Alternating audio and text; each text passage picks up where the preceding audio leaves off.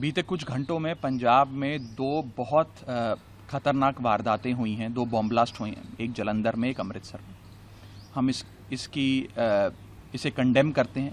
स्थिति बहुत सेंसिटिव है, चिंताजनक है और सीधे तौर पर ये बॉम्ब ब्लास्ट पंजाब की अमन और शांति से एक प्रकार का खिलवाड़ करने की कोशिश है।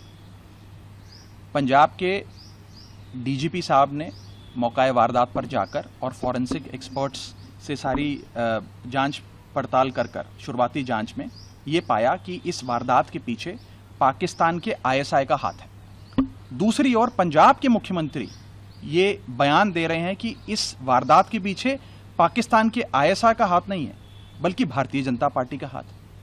तो मैं सीधे तौर पर यह पूछना चाहता हूं कि पंजाब के मुख्यमंत्री भगवंत मान साहब पाकिस्तान की आईएसआई को क्यों क्लीन चिट देना चाहते हैं और क्या उनकी इतनी दुश्मनी भारतीय जनता पार्टी से और अपने पॉलिटिकल ओपोनेंट से हो गई है कि आज उस पॉलिटिकल ओपोनेंट पे दोषारोपण करने के लिए उन्हें पाकिस्तान की आईएसआई की गोद में जाकर बैठना पड़ रहा है। हम अक्सर देखते हैं कि आईएसआई जब भी किसी वारदात को अंजाम देती है तो उसके बाद उससे किनारा कर लेती है और कहती है ये तो फॉल्स फ्लैग ऑपरेशन है, हमारा कुछ लेना देना नहीं है। आज भगवंत मान साहब सीधे तौर पर आईएसआई का नैरेटिव को आगे बढ़ा रहे हैं। जो बात आईएसआई कहती है वही मान साहब कह रहे हैं। तो ये बहुत खतरनाक है।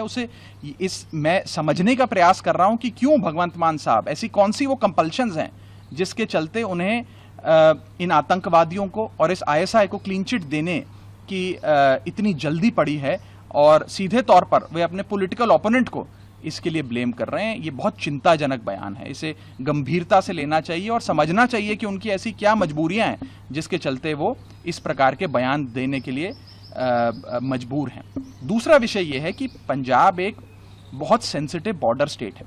लगभग 550 किलोमीटर का इंटरनेशनल बॉर्डर पाकिस्तान के साथ पंजाब सूबे का लगता है और इस वारदात को आप इसलिए भी गंभीरता से लीजिए क्योंकि पंजाब में ऐसा ब्लास्ट जो पिछले कुछ घंटों पहले देखा गया हुआ है कि 3, 4, 5 किलोमीटर दूर तक उस ब्लास्ट की आहट लोगों ने महसूस करी।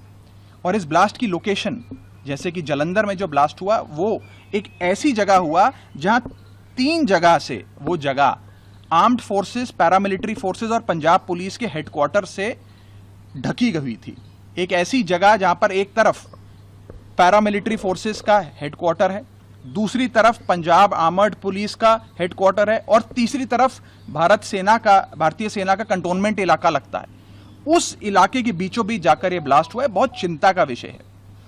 मैं यह भी कहना चाहूंगा कि बीते कुछ समय से पंजाब के अंदर कानून व्यवस्था, लॉ एंड ऑर्डर बद से बदतर होता जा रहा है। लोगों को थ्रेट कॉल, एक्सटॉर्शन कॉल, जान से मारने की धमकियां, चोरी, डकैती, छोटे ब्लास्ट, सिलेंडर ब्लास्ट से लेकर तमाम तरीके के एंटी सोशल एलिमेंट्स द्वारा अंजाम दी जा रही वारदातें, तमाम चीजें बढ़ती जा रही हैं और पंजाब का लॉ एंड ऑर्डर खराब होता जा रहा है। मैं मुख्यमंत्री साहब से ये दरख्वास्त करूंगा कि अपना पाकिस्तान प्रेम छोड़कर वे पंजाब सूबे के हालातों का जायजा ले और कैसे पंजाब में लॉ एंड ऑर्डर फिर से कायम किया जाए उस पर काम करें। लेकिन राघव जी, चूंकि आप पंजाब में मुख्यमंत्री को नजदीक से जानते हैं, काफी साल से काम किए हैं, जिस तरह का उनका बयान है भारतीय जनता पार्टी पर जो आरोप लगाए, क्या वो किसी के दबाव में लगा रहे हैं, किसी का प्रेशर है उन पर? देखिए, भगवंत मान साहब आईएसआई को क्यों क्लीन चिट दे रहे हैं ये तो वही बता पाएंगे। क्या उन पर किसी और का इन्फ्लुएंस है,